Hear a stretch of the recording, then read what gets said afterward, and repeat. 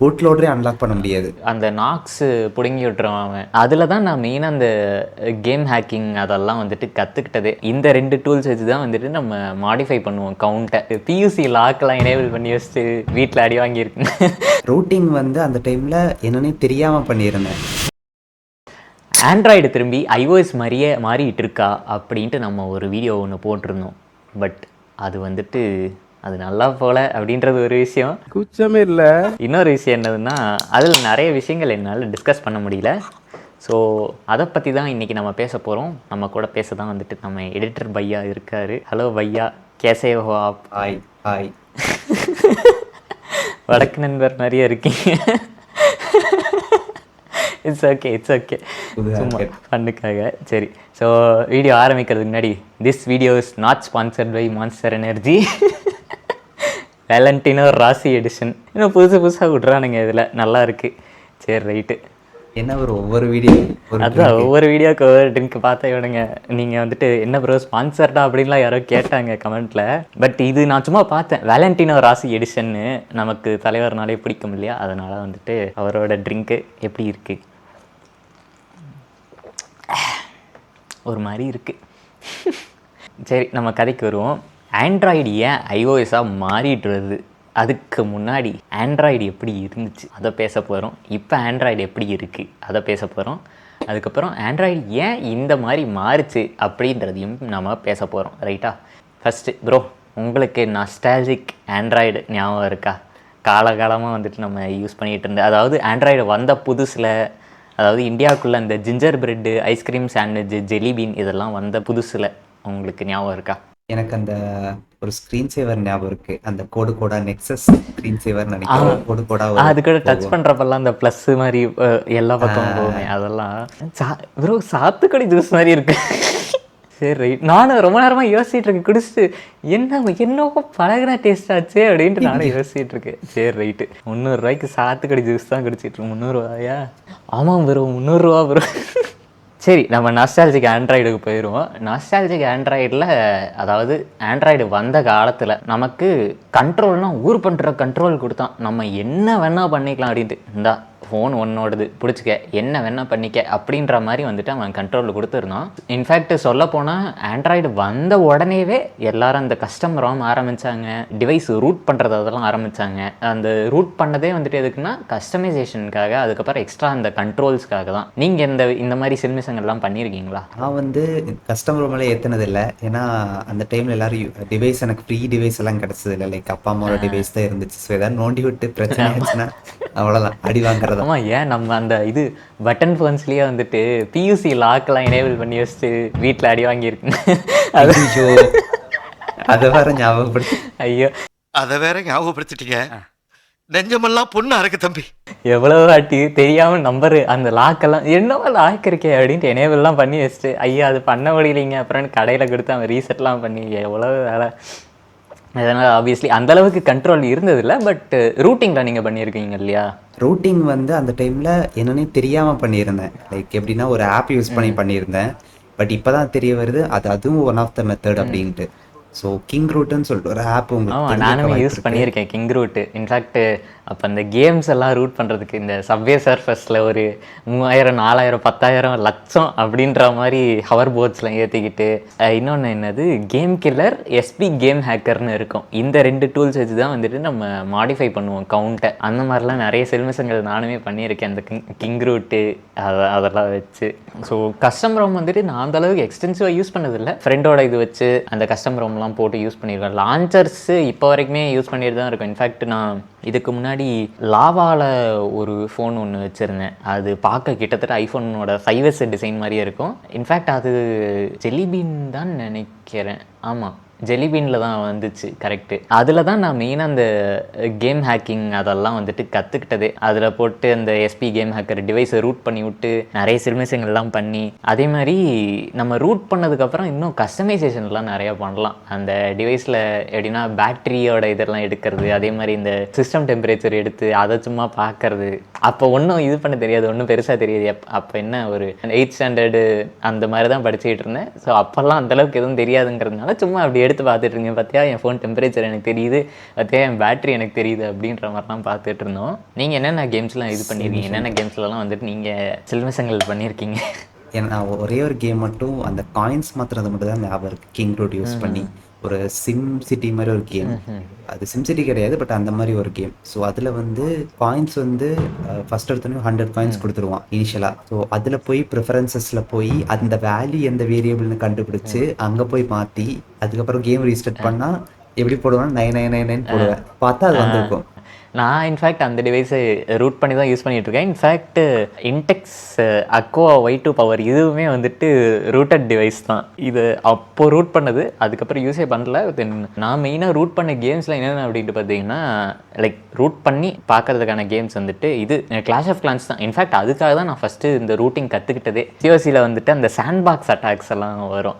எப்படின்னா நம்ம யாராவது ஒருத்தர் பேஸை விசிட் பண்ணோன்னா அப்படியே நம்ம அட்டாக் பண்ண ஸ்டார்ட் பண்ணலாம் நம்மளோட ஆர்மி வச்சு. பட் அது வந்துட்டு எந்த விதத்துலையும் அவங்களோட இதுவும் அஃபெக்ட் பண்ணாது, நமக்கும் எந்த விதத்துலையும் அது ரிசோர்ஸஸோ எதுவுமே தராது. ஜஸ்ட்டு ப்ராக்டிஸ்க்காக அட்டாக் பண்ணலாம் அந்த மாதிரி இருந்துச்சு.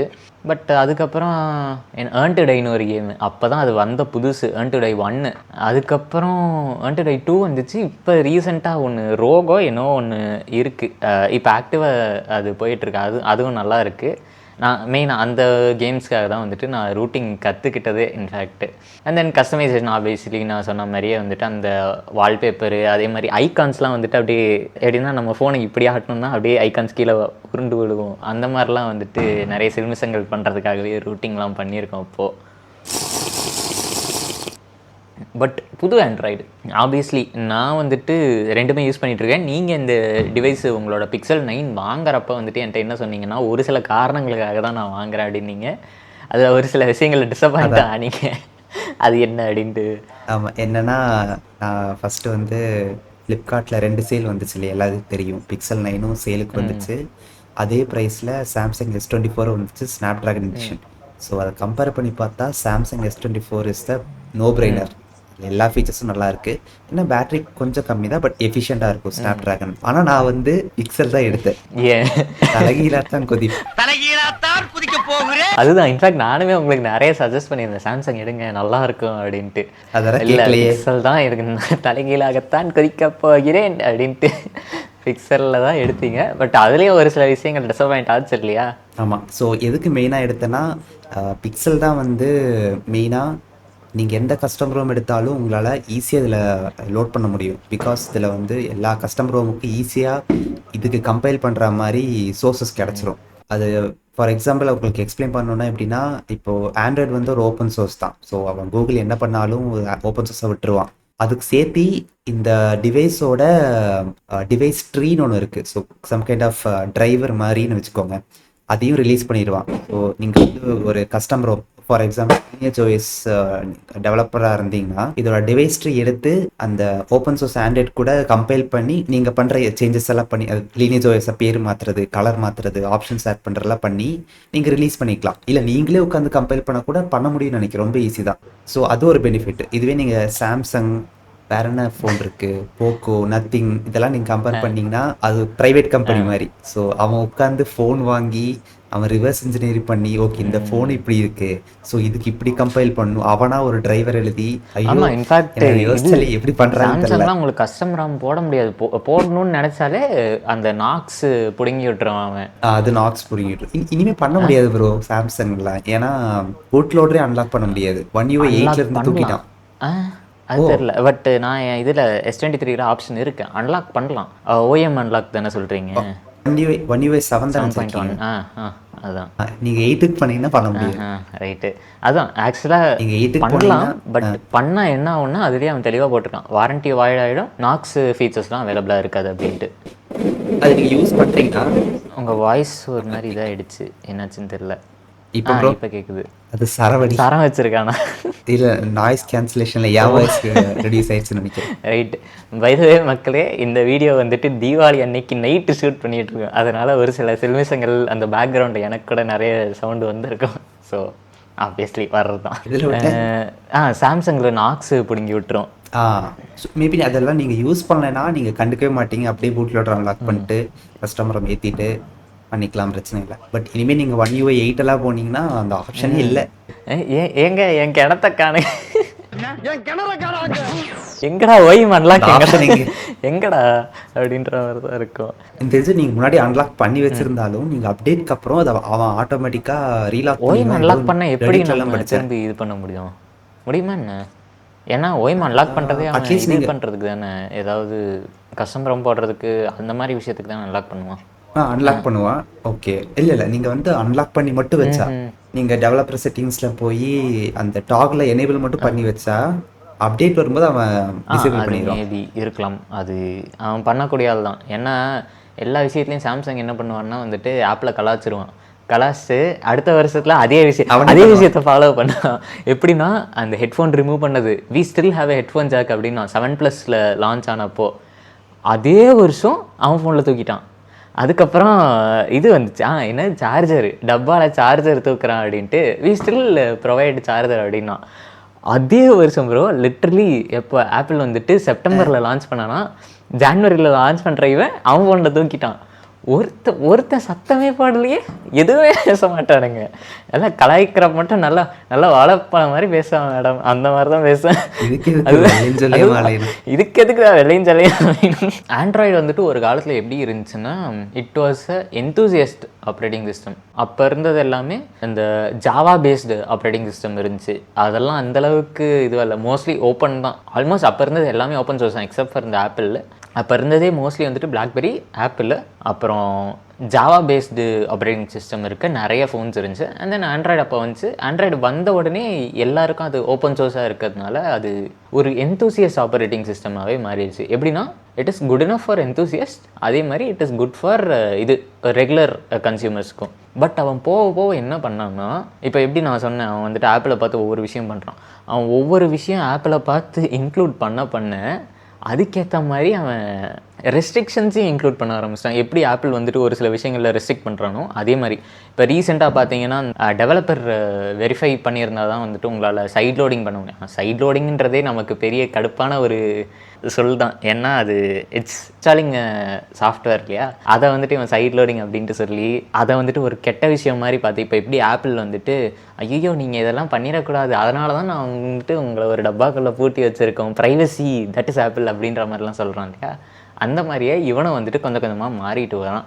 இதில் என்ன, இது டெவலப்பர் வெரிஃபிகேஷன் ஓகே நீங்கள் நினைக்கலாம், நிறைய பேர் நினச்சிட்டு இருப்பாங்க இது வந்து virus malware apps scam apps எல்லாம் நீங்கள் இன்ஸ்டால் பண்ணக்கூடாதுன்னு சொல்லிட்டு நீங்கள் சொல்லலாம். கூகுள் இன்னொன்று சொல்லுவாங்க, நீங்கள் வந்து இது கூகுளுக்கு ஏபிகே ப்ரொவைட் பண்ணணும்னு அவசியம் இல்லை, உங்கள் கான்டாக்ட் டீட்டெயில்ஸ் மட்டும் கொடுத்தா போதும் அப்படின்னு சொல்லுவான். பட் இதில் என்ன பிரச்சனை ஆகுதுன்னா, ரெண்டு விஷயம். ஒரு ஃபர்ஸ்ட் விஷயம், சில டெவலப்பர்ஸ் வந்து அனானிமஸாக இருப்பாங்க, அவங்க வந்து கான்டாக்ட் டீட்டெயில்ஸ் ப்ரொவைட் பண்ண மாட்டாங்க. ஸோ ஆப்வியஸ்லி அது என்ன ஆகுனா கூகுள் அவங்க ஆப்பை வந்து பிளாக் பண்ணுற நிலைமைக்கு வந்துடும். சில டெவலப்பர்ஸ் ஆப்பை வந்து டிஸ்கண்டினியூ வர பண்ணிட்டாங்கன்னு நினைக்கிறேன் ரீசெண்டாக. இல்லை இன்ஃபேக்ட் நிறையா இந்த எப்படி சொல்கிறது மாட் ஏபிகேஸ்லாம் வரும்ல, அது எல்லாமே வந்துட்டு அவங்கெல்லாம் ஆப்வியஸ்லி டைரெக்டாக ஓப்பனாக இது பண்ண முடியாது. மாட் பண்ணுறதுங்கிறது அது கிட்டத்தட்ட ஒரு தனி கம்யூனிட்டி மாதிரின்னு வச்சுக்கோங்களேன். இப்போ எப்படி பைரசியை நம்ம தடுக்க முடியாதோ அதே மாதிரி மாடிங்கையும் தடுக்க முடியாது. இந்த வீடியோவே வந்துட்டு நிறைய பேர் அந்த யூடியூபோட ஒரு சில சில்மிஸ் அப்ளிகேஷன் வச்சு தான் பார்த்துட்டு இருப்பாங்க ஆடு வராமல். பட் இருந்தாலும் அது நம்ம தடுக்க முடியாது. ஒரு வேர்ல்டில் நார்மல் ஜென்யூனாக இப்போ பே பண்ணி கேம் வாங்குறவன் இருக்கானோ அதே மாதிரி பைரேட் பண்ணி வாங்குறவனும் இருப்பான். ஒரு ஸ்ட்ரெயிட்டாகவே ஒரு அப்ளிகேஷன் யூஸ் பண்ணுறவன் இருந்தாலும் அதே மாதிரி மாட் அப்ளிகேஷன் யூஸ் பண்ணுறவனும் இருப்பான். அதை வந்துட்டு தடுக்கவே முடியாது. இவங்க இந்த மாதிரி ரெஸ்ட்ரிக்ஷன் கொண்டு வரது என்ன பண்ணுதுன்னா, அவன் இன்னும் கிரியேட்டிவாக யோசி இன்னும் ஏதாவது வேலைகள் பண்ணுவான். அந்த மாதிரி இதாகிடும். அதுக்கு இவன் ஓப்பனாகவே விட்டுறான். ஏன்னா ஓப்பன் சோர்ஸ்னு பேருக்கு மட்டும் வச்சா போதுமா? ஓப்பன் சோர்ஸ்னா வந்துட்டு ஃப்ரீயாக விடணும்ல. அது என்ன இவ்வளோ கண்ட்ரோலோட ஓப்பன் சோர்ஸ்? அந்த ஓப்பன் சோர்ஸ் சொல்லும் போது தான் இன்னொரு இஷ்யூ எனக்கு ஞாபகம் வருது. இப்போ ஆண்ட்ராய்டு ஓப்பன் சோர்ஸ் நீங்கள் சொல்கிறீங்க, ஸோ அதுக்கு மீனிங் என்னன்னா எல்லா கோடும் ஓப்பன் சோர்ஸில் தான் இருக்கணும், லேட்டஸ்ட் அவைலபிளாக இருக்கணும். ஆனால் இல்லை, ஒரு 3 மாசமா இப்போ என் பிக்சலில் வந்து ஆண்ட்ராய்டு 16 QPR1 அப்படிங்கிற அப்டேட்டில் தான் ஓடிட்டு இருக்கு. பட் வந்து இந்த கோடு வந்து ஓப்பன் சோர்ஸ்ல இல்லை. கஸ்டம் ரோமால இந்த சோர்ஸ் கோட கொடுக்க முடியாது. அந்த ஆண்ட்ராய்டு இது இன்னும் ஒரு கம்யூனிட்டி வருமே, நம்ம கூட அந்த வீடியோவில் போட்டிருந்தோம் லாஸ்ட் ஆண்ட்ராய்டு பற்றி ரேண்ட் பண்ணியிருந்த ஒரு வீடியோவில் போட்டிருந்தோம் இல்லையா. AOSP தானே ஆண்ட்ராய்டு ஓப்பன் சோர்ஸ் ப்ராஜெக்ட். அது இன்ஃபேக்ட் வந்துட்டு அவன் க்ளோஸே பண்ணிட்டான் போல இருக்கு. அதில் இருக்க ரெபாசிட்டரியை வந்துட்டு இப்போ வேற ஒரு இதில் தான் வந்துட்டு இருக்குன்னு நினைக்கிறேன். ஓகே, அது வந்து எனக்கு தெரிஞ்ச அவர் ரீநேம் மட்டும் தான் பண்ணியிருக்கான்னு நினைக்கிறேன். கோடோட லொக்கேஷன் அனிமேஷன் மட்டும் மாத்திட்டான்னு நினைக்கிறேன். பட் இருந்தாலும் அதுலேயுமே வந்துட்டு உங்களுக்கு அப்டேட் இல்ல வரலையே. இன்னும் அவன் அப்டேட் கொடுக்கல, அதான் சொல்றேன் 3 மாசமா அவன் அப்டேட்டே கொடுக்கல. கேட்டா வந்து இந்த வீக்ல வந்துடும், இந்த மாசம் வந்துடும். பட் ஒரு பக்கம் அது வந்து ஓகே, கூகுள்ல நிறைய இந்த ஏஓஎஸ்பி டிபார்ட்மெண்ட்ல இருக்கிறவங்க நிறைய பேர் லே ஆஃப் நடந்ததுனால அங்க வேலை செய்ய ஆள் இல்லைங்கிற மாதிரி சொல்றாங்க. பட் இவ்வளோ மாசம் தள்ளி போறது ஒரு மாதிரி கன்சர்னிங்கா இருக்கு எனக்கு. ஆமாம், அது என்னன்னா கொஞ்சம் கொஞ்சமாக வந்துட்டு இவன் க்ளோஸ் பண்ணுறானோ, ஆண்ட்ராய்டையும் ஐஓஎஸ் மாதிரி ஆக்குறானோ அப்படின்ற மாதிரி எனக்குன்னு தோணுது.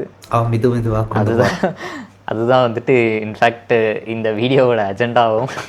ஸோ இதை பற்றி தான் வந்துட்டு நாங்கள் பேசணும்னு நினச்சோம். இன்ஃபேக்ட் ஆப்வியஸ்லி நமக்கு ஆண்ட்ராய்டில் என்ன தான் நஸ்டாலஜிக்காக ஒரு ஓப்பன் இதுவாக அவன் அந்த காலத்தில் இருந்தது, இப்போ அந்த மாதிரி இல்லை அப்படின்றது கஷ்டமாக தான் இருக்குது. ஒரு எந்தூசியாஸ்டாக இருக்கட்டும், சரி ஒரு ஜென்ரல் ஆடியன்ஸாகவே இருக்கட்டும், அவங்களுக்கு வந்துட்டு இது கஷ்டமாக தான் இருக்குது. எனவே அதை பற்றி தான் வந்துட்டு நான் பேசணும்னு நினச்சேன். இன்ஃபேக்ட் நம்ம எடிட்டரும் வந்துட்டு அவர் எடிட் பண்ணுற அந்த வீடியோ எடிட் பண்ணுறப்பவே வந்துட்டு இதை பற்றி இதெல்லாம் கூட இருக்கு ப்ரோ அப்படின்ற மாதிரி சொல்லியிருந்தார். ஸோ அதுதான் இந்த video. Before we end this video, சேனலோட இது பார்த்தீங்கன்னா 2 சேனல் இருக்கும். அதாவது Shinchan GT and then tech Tamil podcast Shinchan அப்படின்ட்டு இருக்கோம். அது நம்மளோட பாட்காஸ்ட் சேனல். ஸோ இந்த மாதிரி வீடியோஸ்லாம் வந்துட்டு அதில் வரும், மெயின் சேனல்லையும் வரும். பட் கொஞ்சம் கொஞ்சம் போக போக வந்துட்டு மொத்தமாக இந்த பாட்காஸ்ட் டைப் வீடியோஸ்லாம் அந்த சேனல்லே போயிடும். நார்மல் டெக் கண்டென்ட்டு, இது PC related content, gaming content அதெல்லாம் வந்துட்டு நம்ம ஷின்சான் ஜிடி சேனலில் வரும். ஸ்பீக்கிங் ஆஃப் ஷின்சான் ஜிடி, இதே மாதிரி இன்ட்ரெஸ்டிங்கான கண்டென்ட்டுக்கு என்னோடய சேனலை செக் அவுட் பண்ணி பாருங்கள். ரைட்டா? அடுத்த வீடியோவில் பார்ப்போம். என்ன ஓய்.